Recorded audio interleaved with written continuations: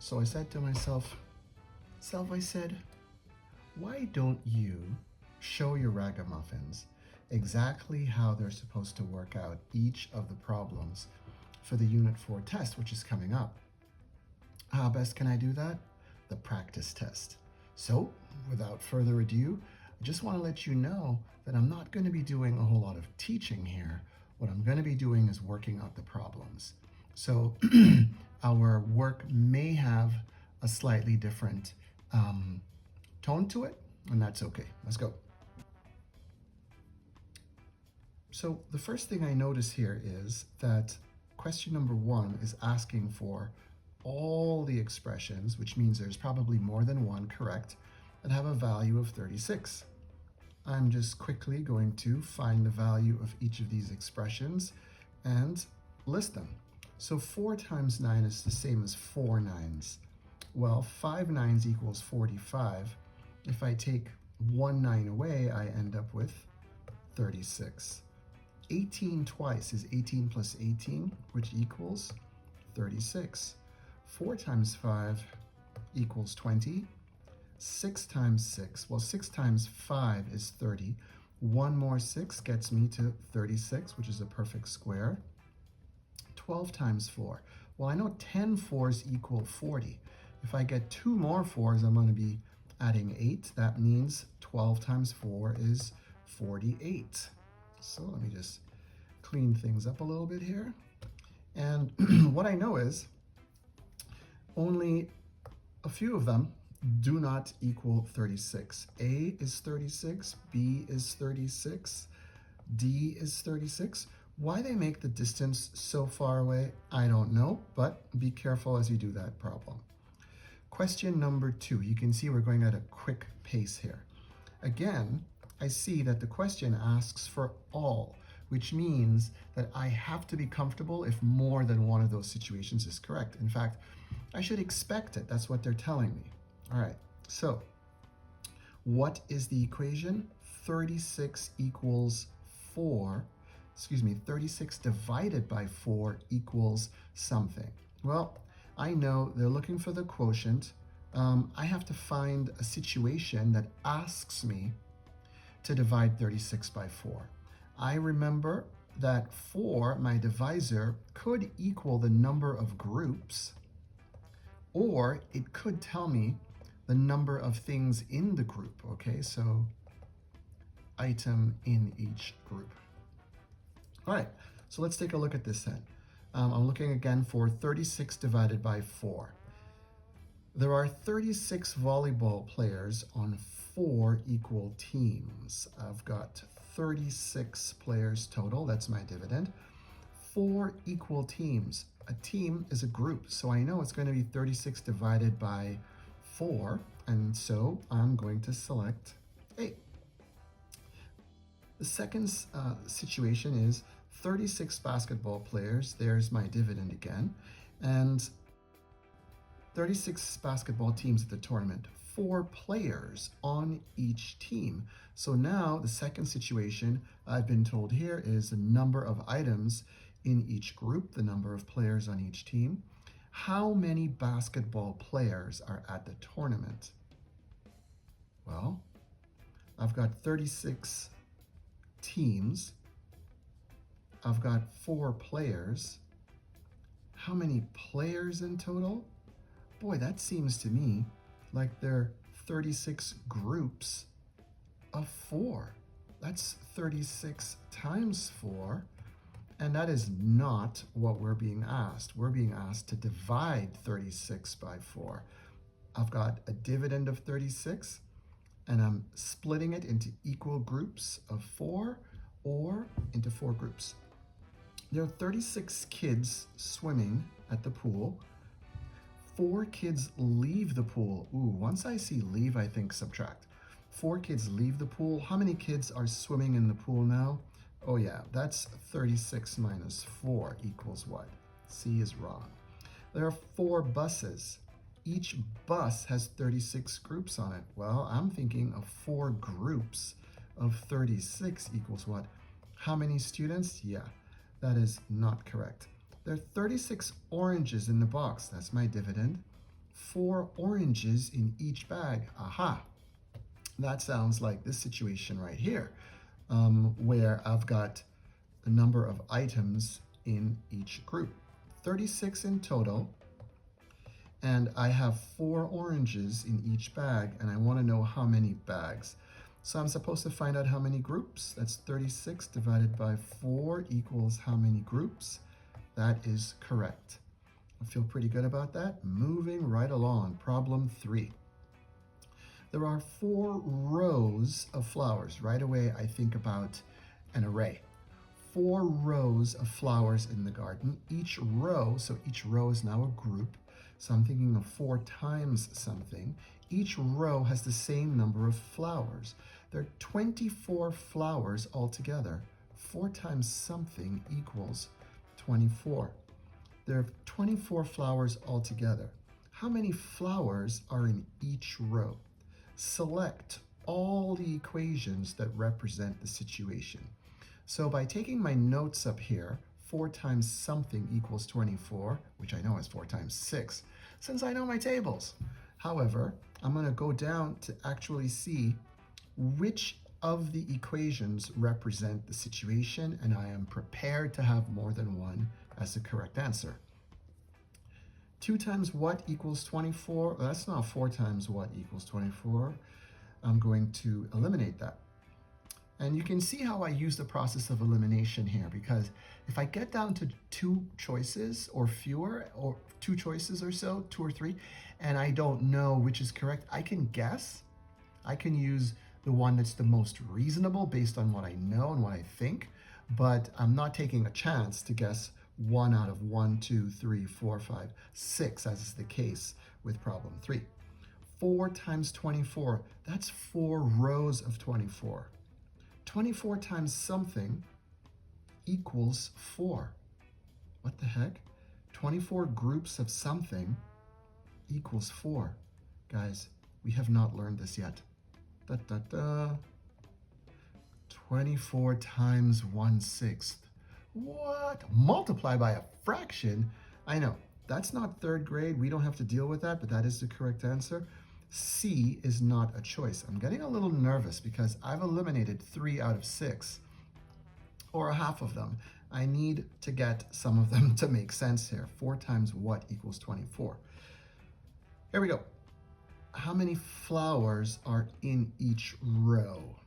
4 divided by something equals 24. 4 is my dividend. Put into groups equals 24, or put into a number of items per group. Oh no, that's just not correct. Holy moly, I've eliminated 4. 24 divided by 4. Well, right now I know that's going to equal 6. And I know that here my unknown equals 6. I'm feeling pretty good about this. I'm going to put a dot right there. And the last question is something divided by 4 equals 24. Whoa, that means I must have a huge dividend in order to divide it into 4 groups and get 24 in each group. Or divide it into groups of 4 and get 24 groups. F is wrong. Wow, it says select all the equations, and I only found 1. I'm a little bit nervous about this. I'm going to come back to it later, but I'm not going to spend time on it right now. I'm going to go with E because I feel certain about E. And then at the end of the test, if I have time, I'll come back to it. And how am I going to mark that? I'm going to put a little question mark right there so that I can come back to question 3. Number 4. I think there are only like 32 questions, so we should be able to get this done in about 16 hours maybe. No, there's only what? Let me see. 4, 5, 6, 7 problems. So we're good. We're almost halfway. What question are we on? In fact, out of 7, 3.5, we are more than halfway. 4, 5, 6, 7. Lynn covers her desk with 56 sticky notes. Lynn has issues. Lynn, what the heck? All right, so you've got 56 sticky notes. The sticky notes are in 7 equal rows. Okay, so she's a mess, but she's an organized mess here. Lynn covers her desk with 56 notes, equal rows of 7. How many sticky notes are in each row?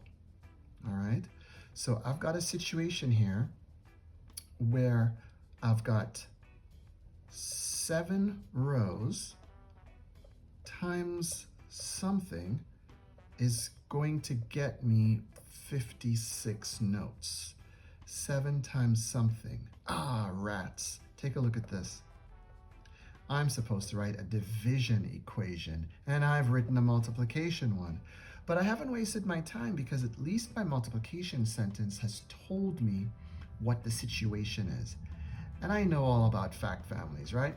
So first thing I'm going to do before I do anything else, I'm going to just make a little note that this is 8, okay? I know that 7 times 8 equals 56. Why do I know that? Because when I was a kid, for some reason, that was a fact I could not remember, but thank goodness now I do. Write a division equation. Well, the division equation is going to start with my dividend. The dividend is the total number of items that I have. I've got 56 notes, so I'm going to start with 56, and I'm going to divide it here. My divisor is going to tell me either how many things there are in each row, or it's going to tell me how many rows there are. The question's asking me how many in each row, so I'm going to divide it by 7 rows, and that's going to get me the equation. It's asking for an unknown quantity. I've seen in the rest of the test, they've used a question mark for unknown quantities. They're not using variables, which are fancy and easy. But I'm going to go ahead and use a symbol. Use a symbol for the unknown quantity. You know what? A question mark is a symbol. I'm going to leave it just the way that I have it. Write a multiplication equation, to represent the situation. Use a symbol for the unknown quantity. Again, I'm going to leave the question mark, but I suspect, I know that it's this right here.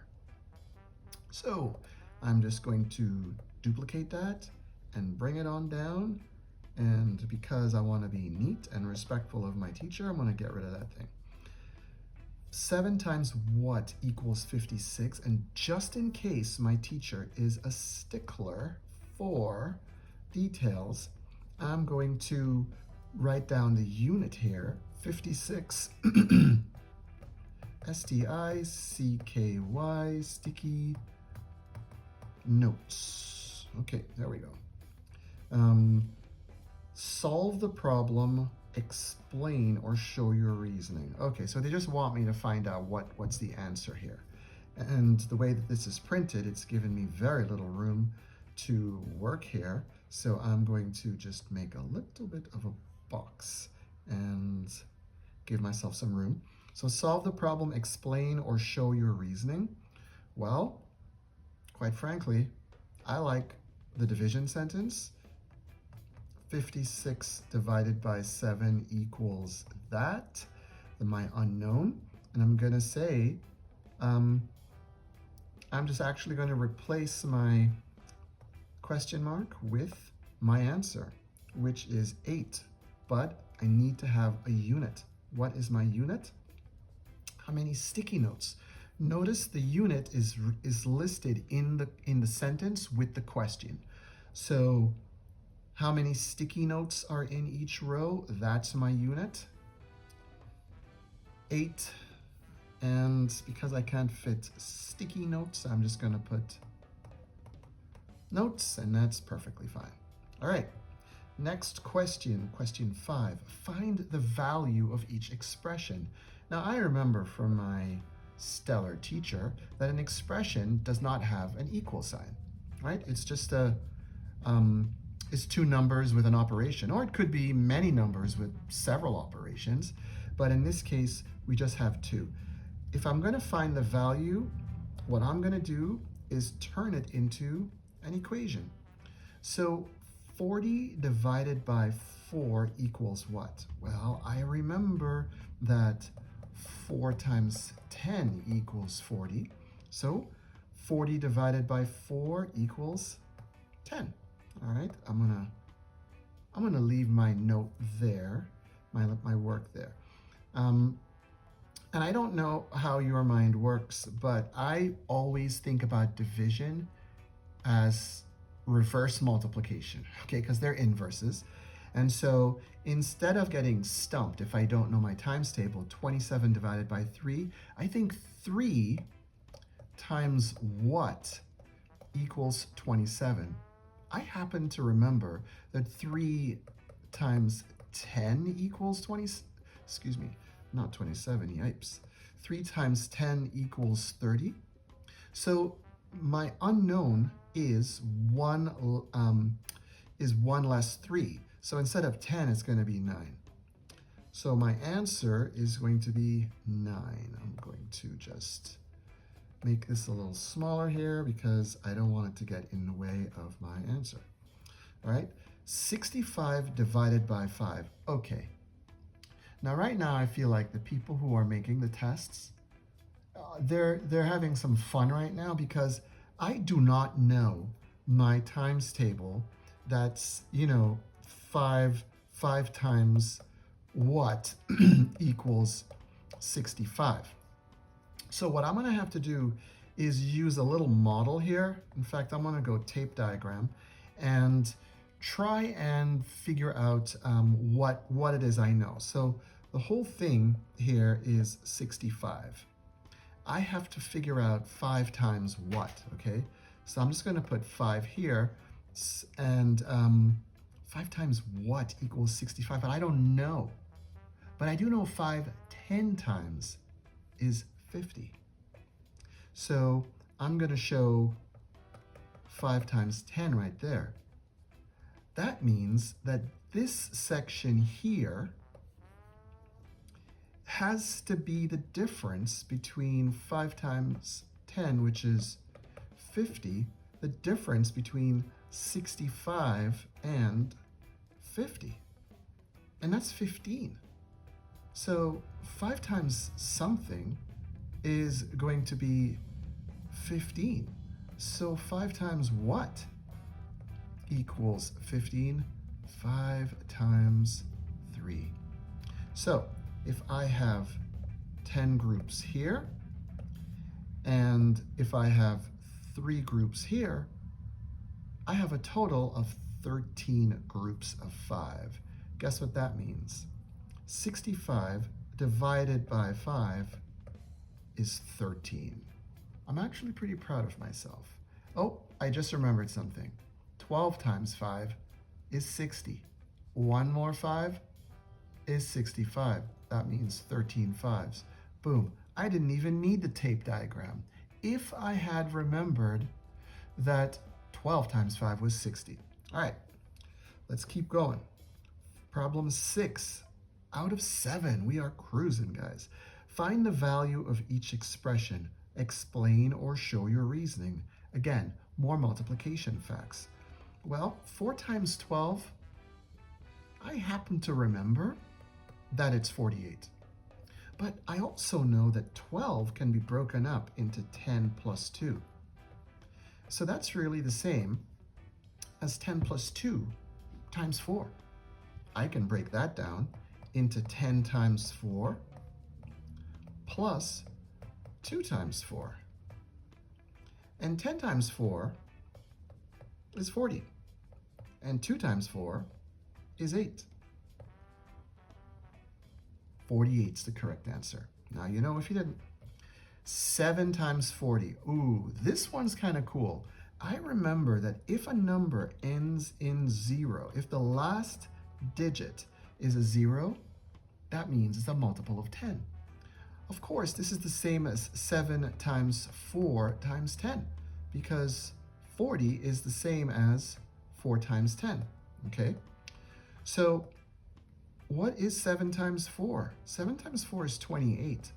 28 times 10 is 280.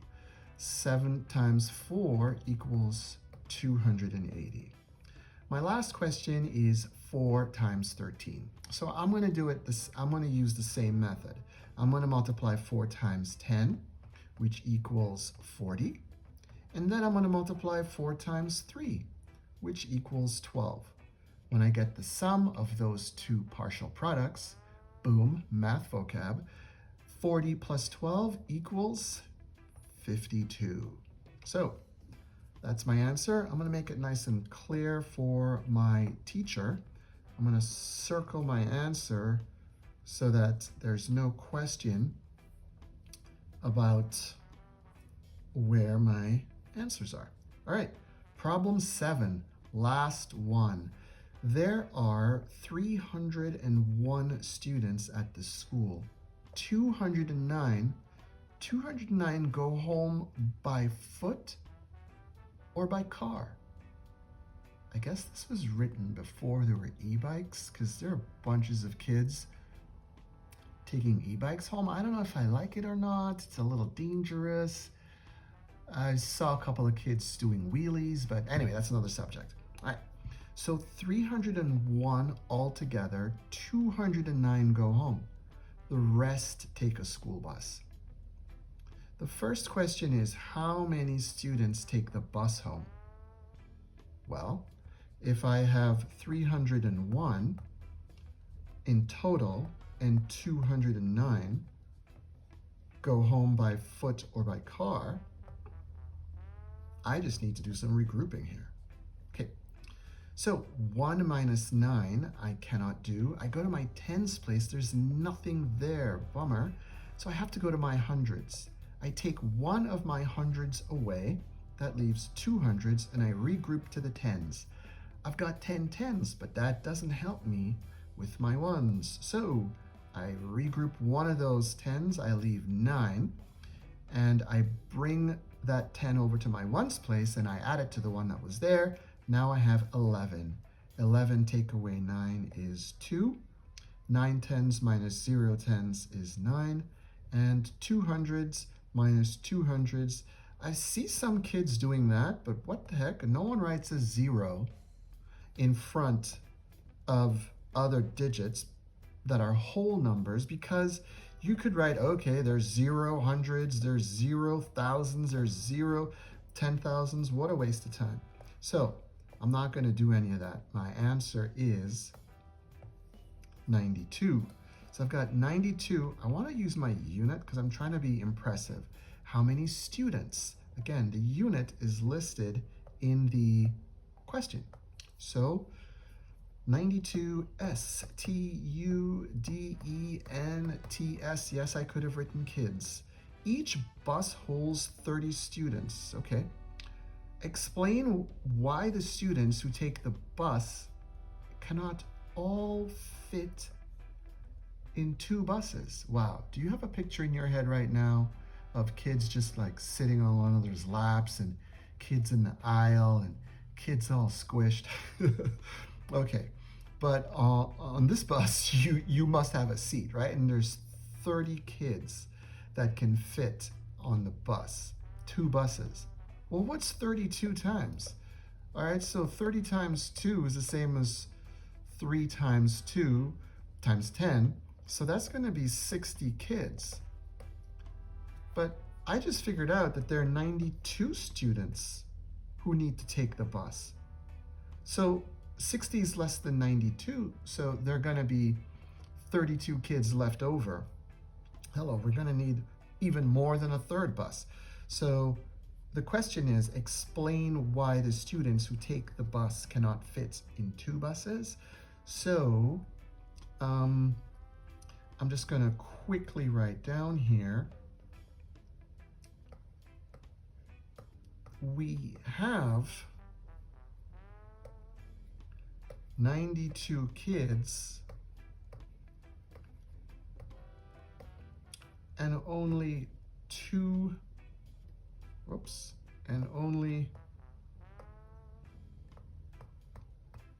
seats for 60 kids. with 2 buses. You can write any version of that you want to explain. There are 4 buses, and oh my goodness, this is our last question. There are 4 buses, and each bus, 4 buses. And I was told that each bus can hold 30 kids. All right, so right away I'm thinking, I don't know if I need this, but right away I'm thinking 4 groups of 30. Okay, anyway, let's finish the question. 4 buses, each bus carries the same number of students. Okay, we know that.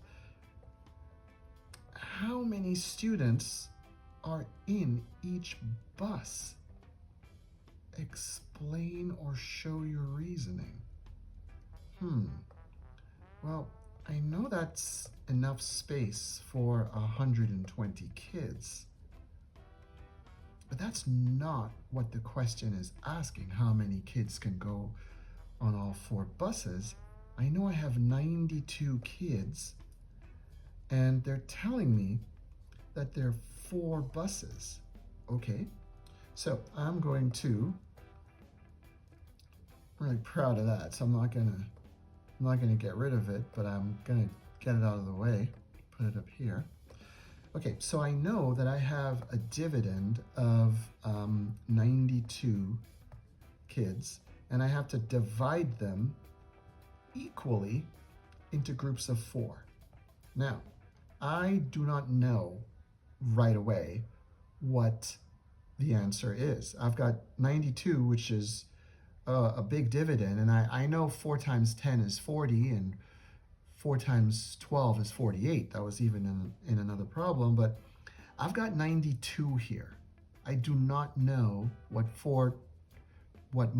factor goes with 4 to make a multiple of 92. So I'm going to have to do, really, it's the type of division. I'm not going to teach the whole thing. It's called partitive division, where you put things in groups.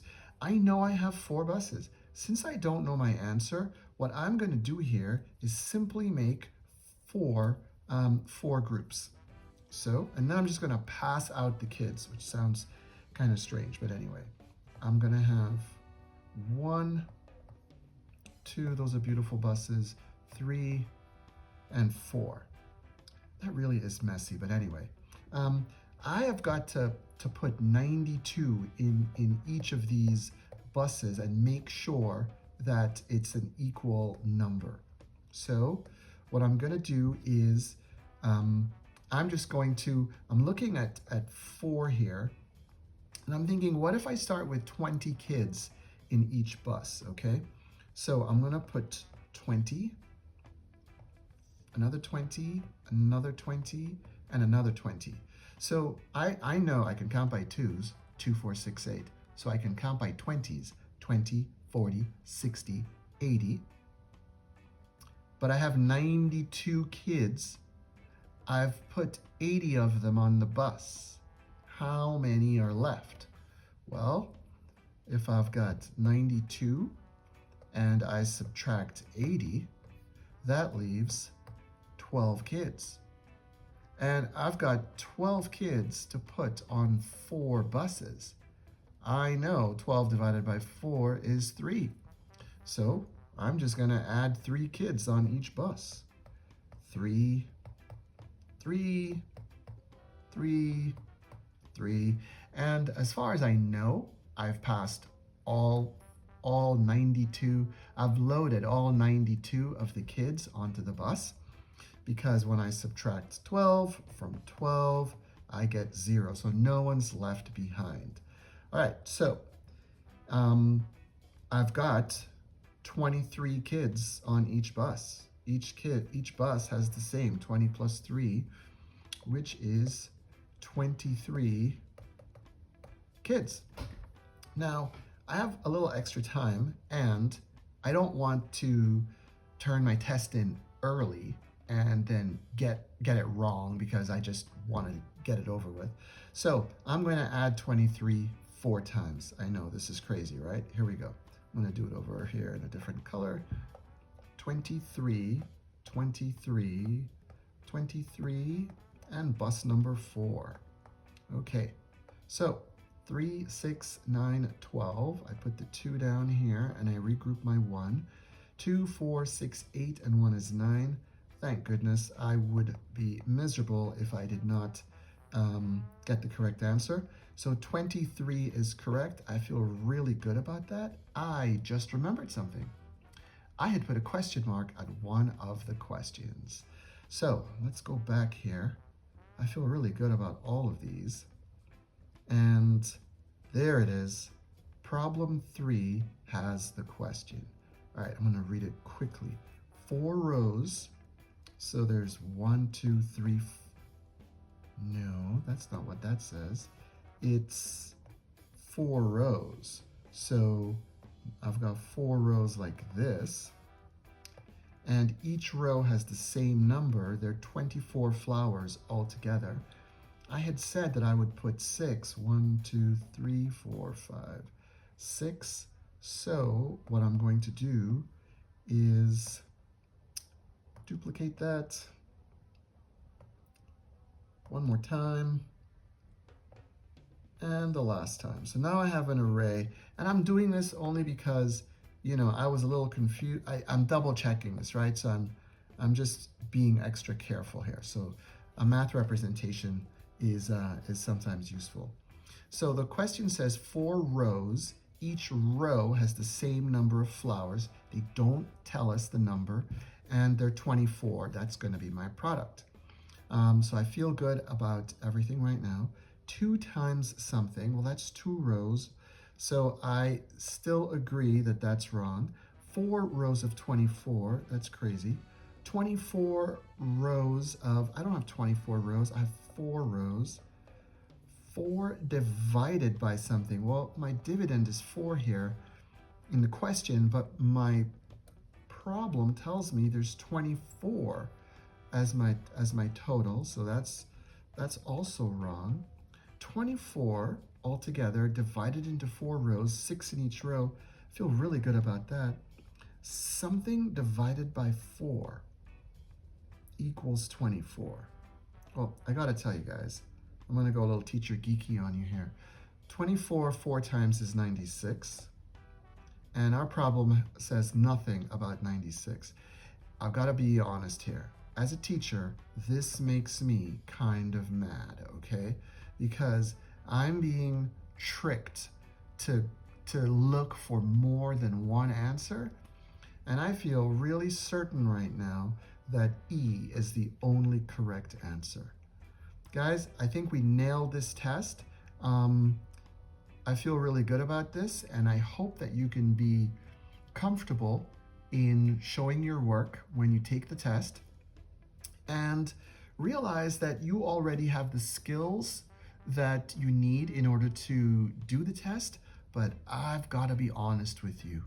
One of the skills that I had to use a lot, in fact, maybe even more than the number work, is close reading. Close reading. I hope you can see how many times I went back to the problem and reread what was going on. Because this is not a story. This is not story time. These are number problems. These are situations written in words.